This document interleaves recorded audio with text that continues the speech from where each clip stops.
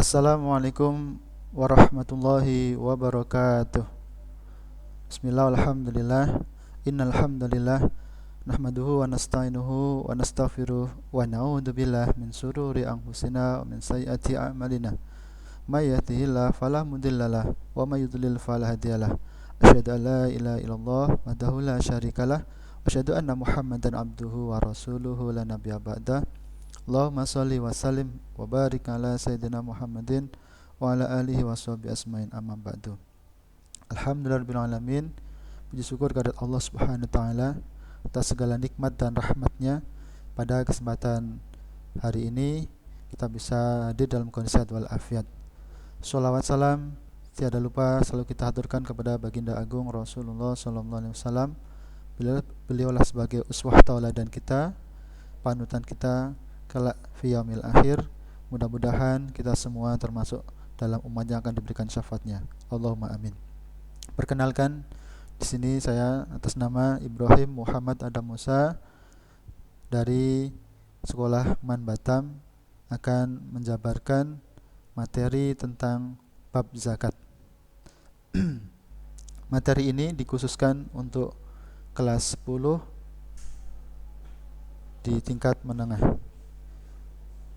Standar kompetensi: siswa mampu memahami hukum Islam tentang zakat. Kemudian dijabarkan dalam kompetensi dasar agar siswa mampu menjelaskan pengertian zakat, macam-macam zakat, golongan yang berhak menerima zakat, manfaat dan hikmah zakat. Setiap umat muslim berkewajiban untuk memberikan sedekah dari rezeki yang dikaruniakan Allah. Karena masalah kemiskinan, berbagai macam bencana alam yang menimpa negara kita Indonesia khususnya merupakan permasalahan sosial bagi seluruh kalangan, tidak kecuali kaum muslim. Membayar zakat dengan mengeluarkan sebagian harta dapat menjadi solusi untuk membantu meringankan beban hidup yang ditanggung oleh sesama manusia. Banyak manfaat dari zakat, diantaranya untuk mensucikan harta dan hati kita, serta dapat membantu meringankan kesusahan kaum duafa, sehingga akan timbul masyarakat yang saling berbagi dan saling menyayangi.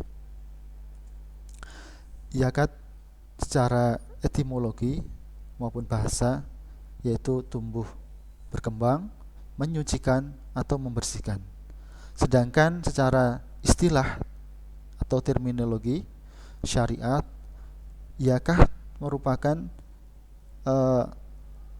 perbuatan individu dengan memberikan sebagian kekayaan dalam jumlah dan perhitungan tertentu untuk orang-orang tertentu sebagaimana yang telah ditentukan. Hukum berzakat adalah fardu ain, yaitu bagi setiap muslim ataupun muslimat yang telah mencukupi syarat-syaratnya. Dalil adanya zakat ada dalam Quranul Karim dan di dalam sunnah Rasulullah SAW. Di dalam Quran surat At-Taubah ayat 103 Allah berfirman, A'udzubillahi minasyaitonirrajim. Bismillahirrahmanirrahim. Hud min amwalihim shadaqatan tutahhiruhum wa tuzakkihim biha. Yang artinya, ambillah zakat dari sebagian harta mereka, dengan zakat itu kamu membersihkan dan menyucikan mereka. Kemudian di dalam hadis Rasulullah SAW bersabda, Hassinu amwalakum bizzakati, rawahul Khatib an Abi Mas'ud. Artinya, bentengilah dan suburkanlah hartamu itu dengan zakat. Hadis riwayat Al-Khatib. Macam-macam zakat. Zakat dibagi dalam dua golongan. Yang pertama zakat fitrah, yang kedua zakat mal atau harta. Zakat fitrah wajib dikeluarkan muslim menjelang hari raya Idul Fitri di dalam selesai bulan Ramadan.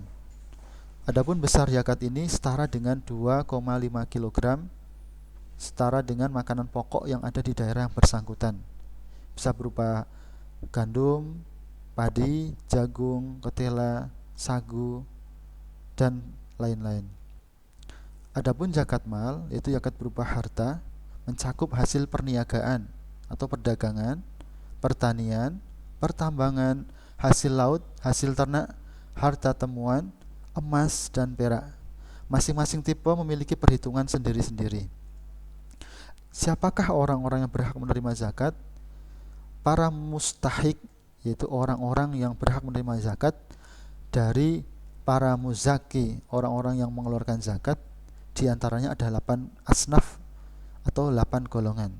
Yang pertama fakir, yang kedua miskin, yang ketiga amil, yang keempat mu'alaf, yang kelima hamba sahaya, yang kelima gharim, yang keenam fisabilillah, yang ketujuh ibnu sabil.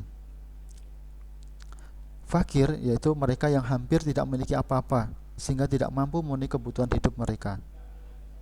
Miskin, mereka yang memiliki harta namun tidak cukup untuk memenuhi kebutuhan dasar untuk hidup. Sedangkan amil yaitu mereka yang mengumpulkan dan membagi zakat atau panitia zakat. Mu'alaf, orang-orang yang baru masuk Islam dan membutuhkan bantuan untuk menyesuaikan diri dengan keadaan barunya. Sedangkan hamba sahaya yaitu budak atau orang yang belum memerdekakan dirinya. Jadi mereka ingin dimerdekakan atas kemerdekaan pada dirinya sendiri.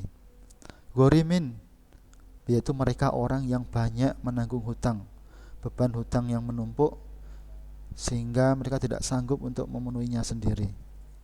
Fisabilillah yaitu mereka orang-orang yang berjuang di jalan Allah, yaitu para pendakwah, orang yang berjihad perang fisabilillah.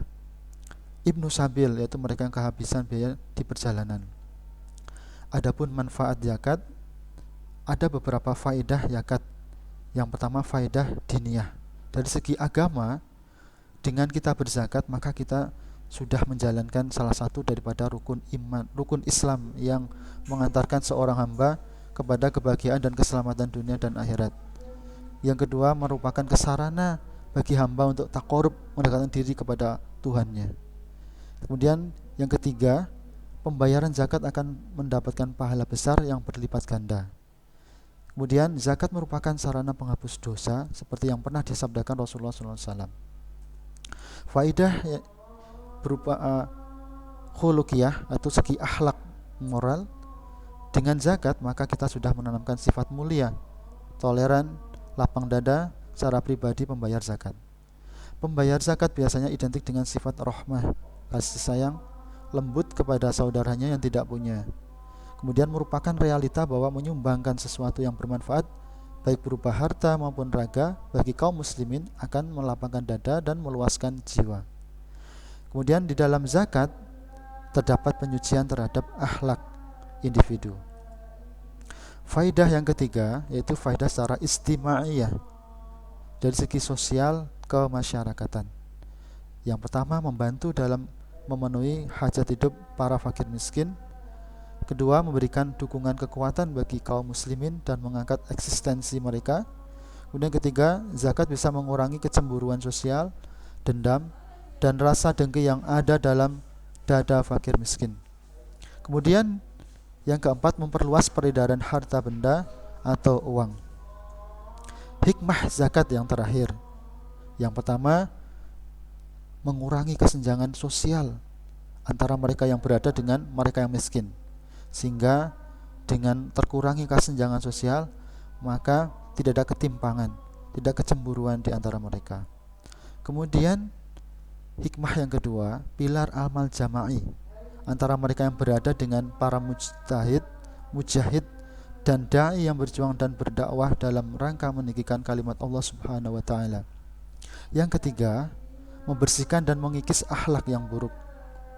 Yang keempat, hikmah zakat alat pembersih harta dan penjagaan dari ketamakan orang jahat. Yang kelima, sebagai ungkapan rasa syukur atas nikmat yang Allah Subhanahu wa taala berikan. Hikmah yang keenam, untuk pengembangan potensi umat. Kemudian yang ketujuh, dukungan moral kepada orang yang baru masuk Islam. Kemudian terakhir, menambah pendapatan negara untuk proyek-proyek yang berguna bagi umat. Sekian dan terima kasih atas paparan tentang materi zakat. Mudah-mudahan apa yang sudah saya paparkan ini bisa bermanfaat dan berguna bagi kita semuanya. Akhirul kalam, wal afu minkum, wabillahi taufiq wal hidayah. Assalamualaikum warahmatullahi wabarakatuh.